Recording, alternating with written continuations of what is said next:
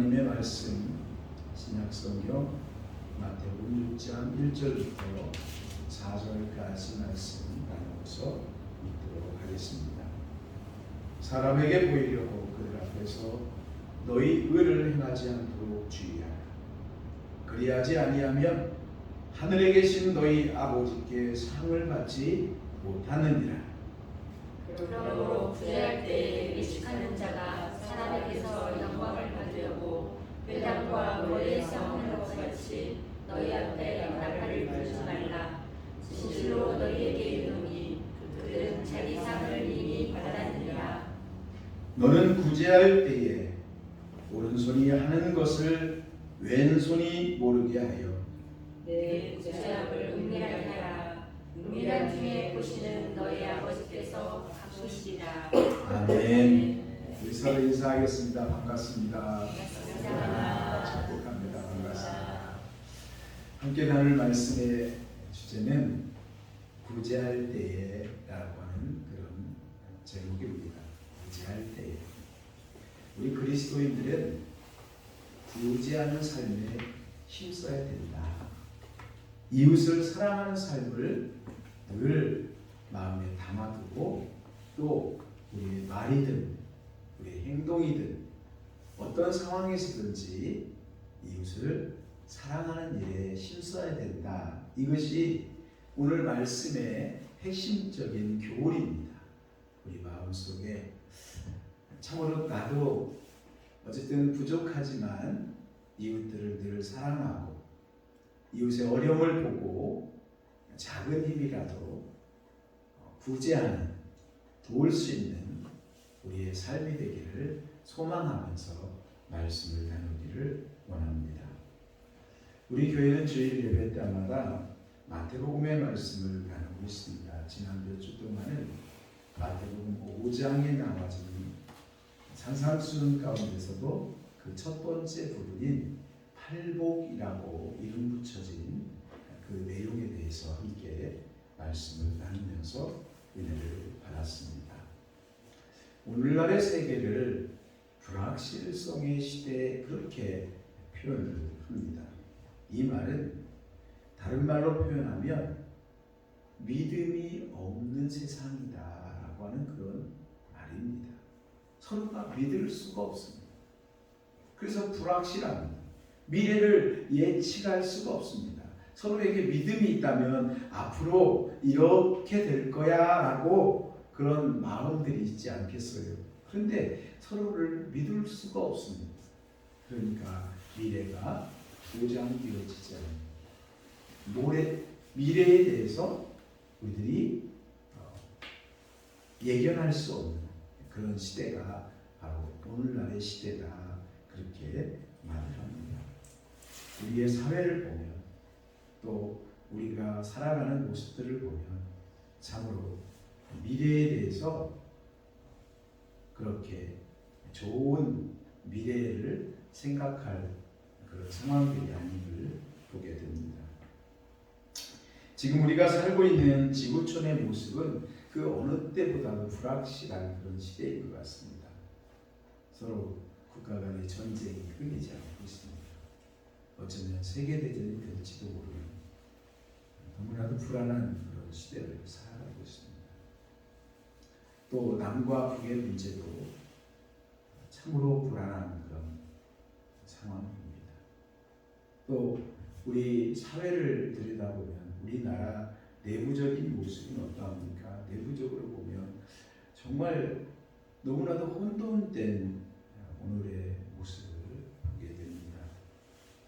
참 안타까운 우리 사회의 모습을 보게 되는데요. 이처럼 많은 갈등이 있고 서로 불안해하는 그러한 것은 상대방에 대한 믿음이 신뢰가 없기 때문에 초래되는 결과들입니다.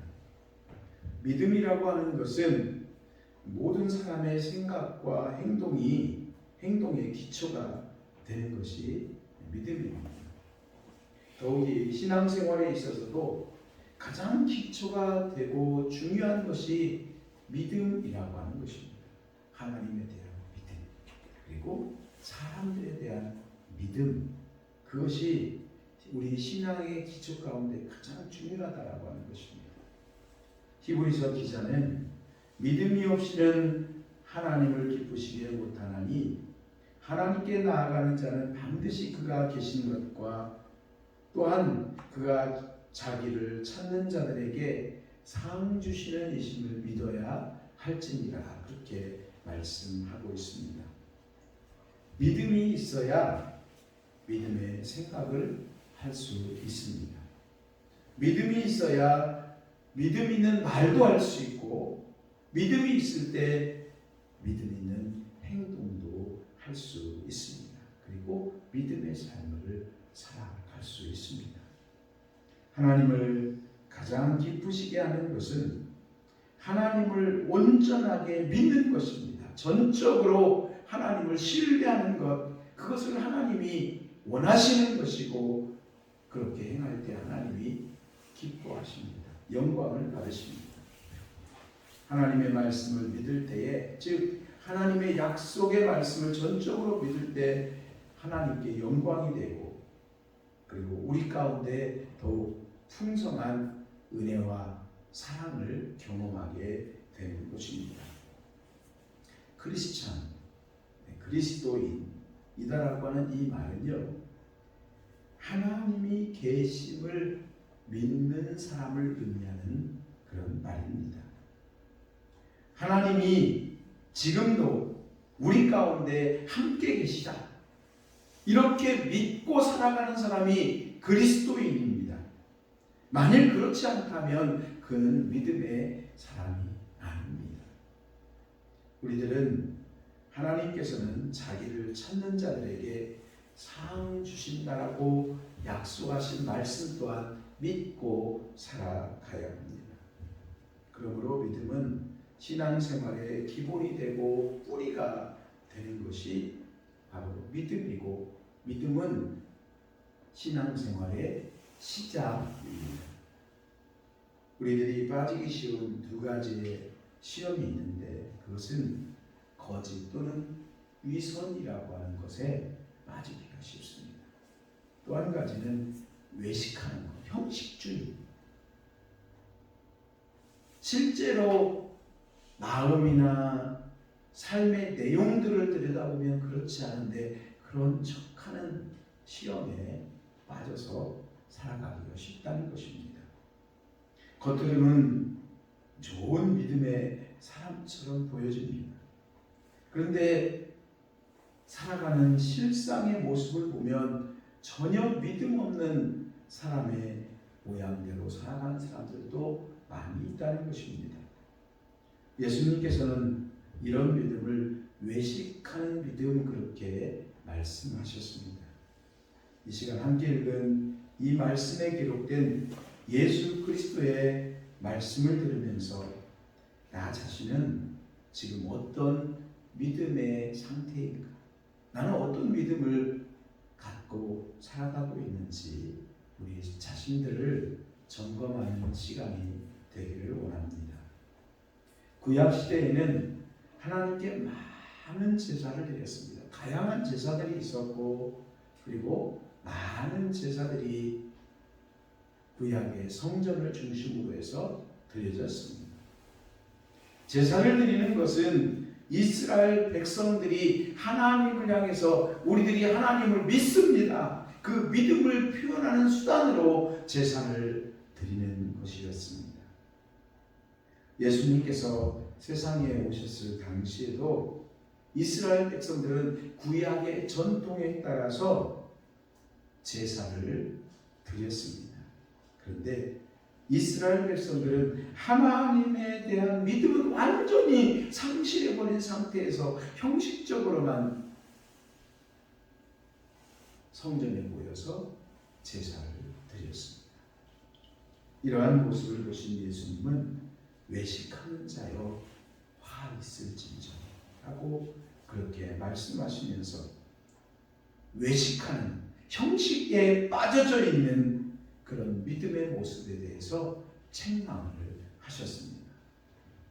하나님께서는 우리들의 마음에 중심을 보시는 하나님이십니다.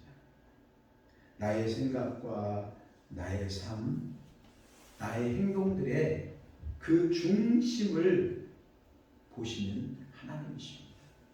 그러니까 하나님은 우리를 가장 온전하게 보시는 하나님입니다. 나는 나 스스로를 속일 수가 있습니다. 그런데 하나님은 우리를 더 정확하게 바라보고 있습니다. 우리가 사는 지금 이 세상은 결과만을 중요하게 여기는 세상이 되어져 버렸습니다. 과정이 어쨌든, 윤리적인 것이 어쨌든, 결과가 좋은 결과가 나와졌다면 그저 합리화해버립니다. 이런 모습을 신자유주의 그렇게 표현을 합니다. 그러나 하나님은 우리들의 마음과 생각의 그 중심을 보시는 하나님이십니다.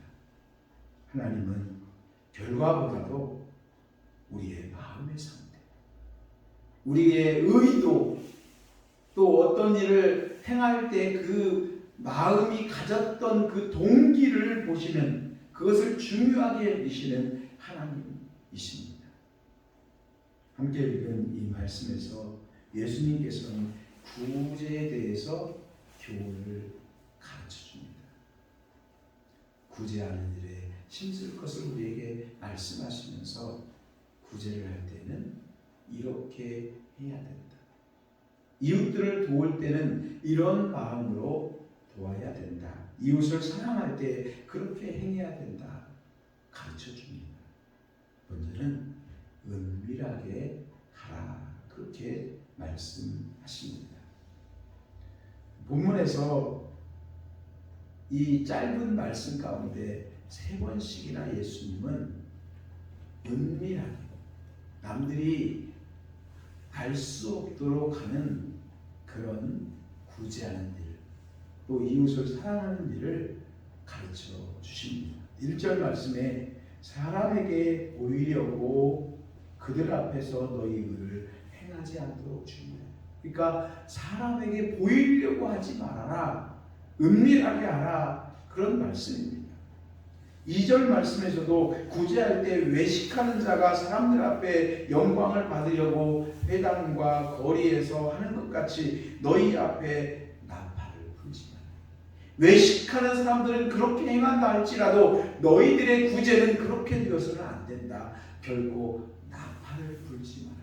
사람들에게 알리지 마라. 은밀한 중에 하라라고 하는 그런 말씀입니다. 4절 말씀에는 내 구제함을 은밀하게 하라. 은밀한 중에 보시는 너희 아버지께서 갚으시리라. 그렇게 말씀하면서 직접적으로 은밀한 중에 하라. 그렇게 말씀하십니다. 우리는 이웃에게 사랑을 행할 때에, 그리고 어떤 작은 일일지라도 선을 행할 때에 꼭 이 말씀을 기록해야 하겠습니다. 그런데 우리들은 별것 아닌 일을 하면서도 때때로 나를 드러내려고 하는 그런 유혹에 빠질 때가 많이 있습니다. 사람의 마음에는 본능적으로 3가지의 욕구가 있습니다. 먼저는 소유하는 욕구입니다. 이왕이면 더 많은 것을 가지고 싶어 하는 그런 욕구가 있습니다. 또 되고 싶어 하는 욕구가 있습니다. 되고 싶어 하는 욕구. 이것을 정치적인 욕망, 그렇게도 표현합니다. 또 보여주고 싶어 하는 욕구가 있습니다. 다른 사람에게 내 행동에 대해서 인정받고 싶어하고 칭찬 듣고 싶어하는 그런 마음의 욕구가 있다는 말씀입니다. 어떤 책에 성경에 기록된 사마리아인의 이야기를 비유적으로 이렇게 기록을 해놓은 책이 있습니다. 한 사람이 여리고로 내려가다가 강도를 만납니다. 가진 것을 모두 빼앗기고 많이 맞고 거의 죽을 위기 가운데 놓여졌는데 그곳에 제사장이 지나갑니다. 그런데 그냥 지나쳐버립니다. 레인이 지나갔는데 레인도 그냥 지나가버리고 맙니다. 마지막에 이방인이라고 사람들에게 손가락질 당하고 무시당하는 사마리아 사람이 지나가다가 그 강도 만난 사람을 도와주고 그를 치료해 주는 이야기. 여기까지는 그 내용이 똑같습니다. 그런데 그 책에는 그 다음 이야기가 한 구절 더 기록이 되어져 있습니다. 만일 강도 만난 사람이 여리고로 내려가는 사람이 아니라 예루살렘으로 가는 사람이었다면 제사장이든 레위인이든 그들이 그렇게 지나치지 않았을 텐데 제사장이 구해 주었고 그리고 레위 사람도 역시 구해 주었을 텐데 그렇게 책에 기록이 되어져 있습니다. 이 글은 남들 앞에서 드러내고 싶어하는 사람들을 지적해주는 그런 글의 내용입니다. 만약에 제사장이 이 사람이 예루살렘으로 가는 길에 놓여져 있는 사람이라면 그를 도와주고 예루살렘까지 데려가면서 내가 이 사람을 거의 죽을 위기에 놓여진 사람 내가 지금 살려가지고 이곳까지 데리고 왔습니다 라고 말을 했을 거라고 하는 그런 말이죠. 여러분, 우리들의 모습들은 어떠합니까? 그리스도인의 구제에 대해서, 사랑에 대해서 세 가지의 비밀을 우리는 늘 마음에 담고 행해야 합니다. 그래야 온전한 구제가 하나님이 기뻐하시는 사랑이 될 수 있습니다. 먼저는 다른 사람에게 비밀로 해야 합니다. 그리고 두 번째는 나 자신에게 비밀로 해야 됩니다. 내가 행했는데 내가 알지 못할 수가 있을까요? 당연히 알죠. 그런데 나 자신에게 비밀로 하라고 하는 이 말은 다른 사람에게 말하지 말라라고 하는 그런 말입니다. 은밀하게 그 일을 행해야 된다라고 하는 그런 말입니다. 교만에 빠지지 말라 그런 말씀이죠. 또한 하나님 앞에서 은밀한 중에 하라. 하나님은 이미 다 알고 계시죠. 우리의 마음 상태까지 알고 계시죠. 그러나 하나님 앞에서도 은밀한 중에 행하는 그런 태도를 가지라라고 하는 말입니다. 자신을 드러낸다든가 자신을 자랑한다든가 그런 수단으로 삼지 말라라고 하는 말씀입니다. 우리 모두 은밀하게 구제하고 은밀한 중에 이웃들을 사랑하고 섬기고 봉사하고 이런 우리 정선교회와 교우들 되기를 간절히 소망합니다. 또한 아무도 누구도 모르는 것 같지만 하나님께서는 알고 계신다. 예수님께서 지금 이 성경 말씀에 그렇게 우리들에게 가르쳐 주고 있습니다. 3절 말씀에 너는 구제할 때에 오른손이 하는 것을 왼손이 모르게 하여 내 구제함을 은밀한 중에 하라. 은밀한 중에 보시는 누가 보고 계세요? 하나님이 보고 계시다. 하나님은 다 알고 계시다라고 합니다. 헬라어에 보신다라고 하는 이 말은 알다라고 하는 그런 단어와 같은 의미로 사용이 되어집니다. 하나님은 다 알고 계십니다. 보시고 계십니다. 우리들은 종종 나의 마음을 누군가가 몰라주는 경우를 당하게 되면 마음이 아파하고 또 답답해하고 그런 생각을 갖기가 쉽습니다.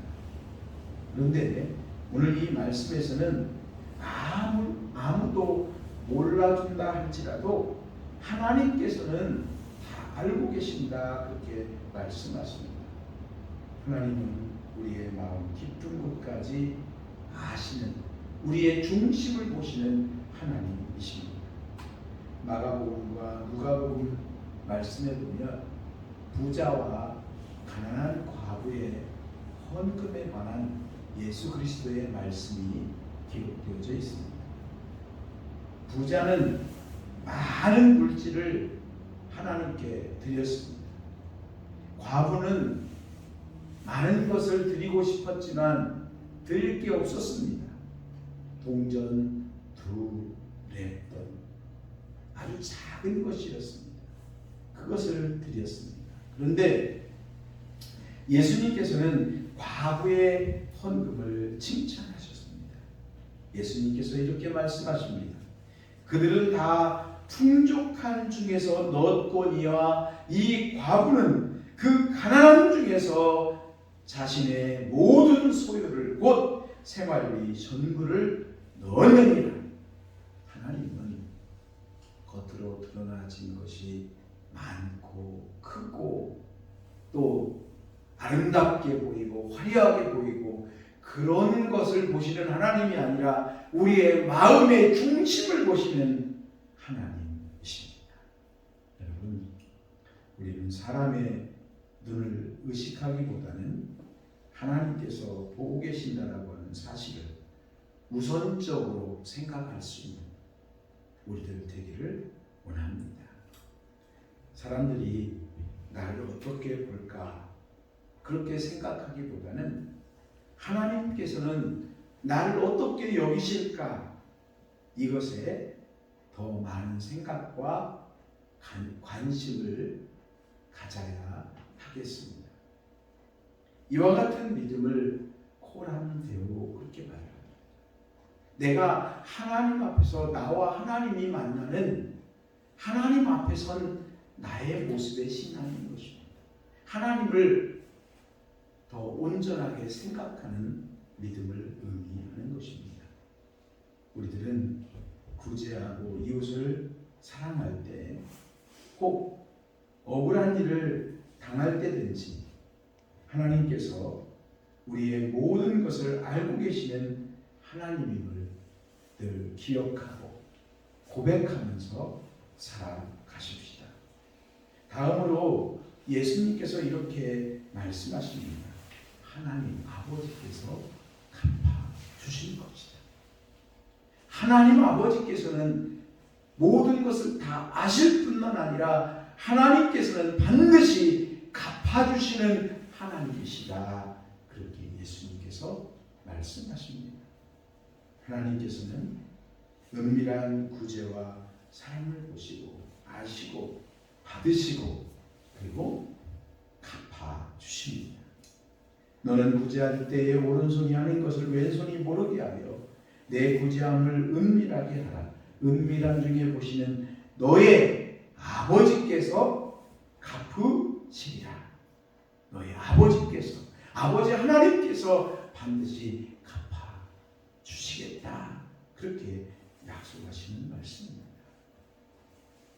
마태복음 10장에서 예수 그리스도께서 이렇게 말씀하십니다. 또 누구든지 이 작은 자 중 하나에게 냉수 한 그릇이라도 주는 자는 내가 진실로 너희에게 이르노니 이 사람이 결단코 상을 잃지 아니하리라. 작은 자에게 냉수 한 그릇을 주었다 할지라도 하나님께서는 반드시 기억하시고 그에게 합당한 상을 주시는 하나님이시다. 예수님께서 친히 하신 말씀입니다. 아무리 작은 사랑을 실천했다 할지라도 구제를 했다 할지라도 하나님께서 보시고 알고 계시고 그리고 갚아주시고 보상해 주신다라고 하는 그런 말씀입니다. 말씀을 정리하며 마치겠습니다. 오늘 말씀에서 예수님께서 말씀하시는 구제하는 일, 즉 이웃들을 사랑하고 섬기고 또 봉사하는 그와 같은 일들에 대해서 은밀한 중에 행하는 우리 교회와 우리들 모두가 되기를 원합니다. 사람에게 보이려고 하지 마십시다. 하나님께서는 아십니다. 그리고 하나님께서 갚아 주십니다.